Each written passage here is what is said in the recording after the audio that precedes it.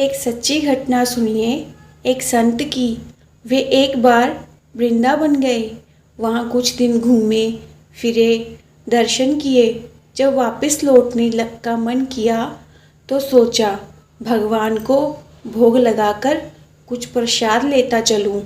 संत ने रामदाने के कुछ लड्डू खरीदे, मंदिर गए, प्रसाद चढ़ाया और आश्रम में आकर सो गए। सुबह ट्रेन पकड़नी थी। अगले दिन ट्रेन से चले। सुबह वृंदावन से चली ट्रेन को मुगलसराय स्टेशन तक आने में शाम हो गई। संत ने सोचा अभी पटना तक जाने में 3-4 घंटे और लगेंगे। भूख लग रही है। मुगलसराय में ट्रेन आधे घंटे रुकती है। चलो हाथ पैर धोकर संध्या बंदन करके कुछ खा लिया जाए।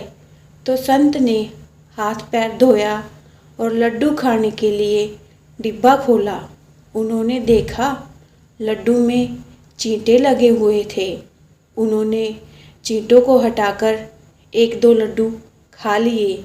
बाकी बचे लड्डू प्रसाद बांट दूंगा ये सोचकर छोड़ दिए। पर कहते हैं ना, संत हृदय नवनीत समाना। बेचारे को लड्डुओं से अधिक उन चींटों की चिंता सताने लगी। सोचने लगे ये चींटे वृंदावन से इस मिठाई के डिब्बे में आए हैं।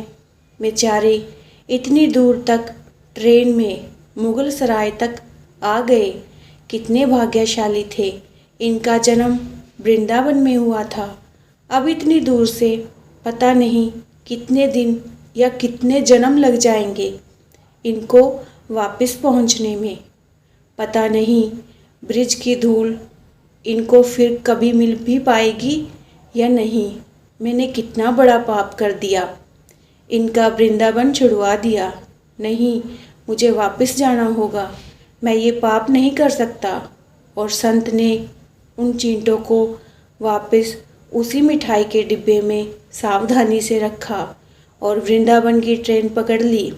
उसी मिठाई की दुकान के पास गए, डिब्बा धरती पर रखा और हाथ जोड़ लिए और भगवान श्री कृष्ण से मन ही मन बात करने लगे और क्षमा याचना की और कहा, मेरे भाग्य में नहीं कि तेरे ब्रिज में रह सकूं, तो मुझे कोई अधिकार भी नहीं कि जिसके भाग्य में ब्रिज की धूल लिखी है उसे दूर कर सकूं।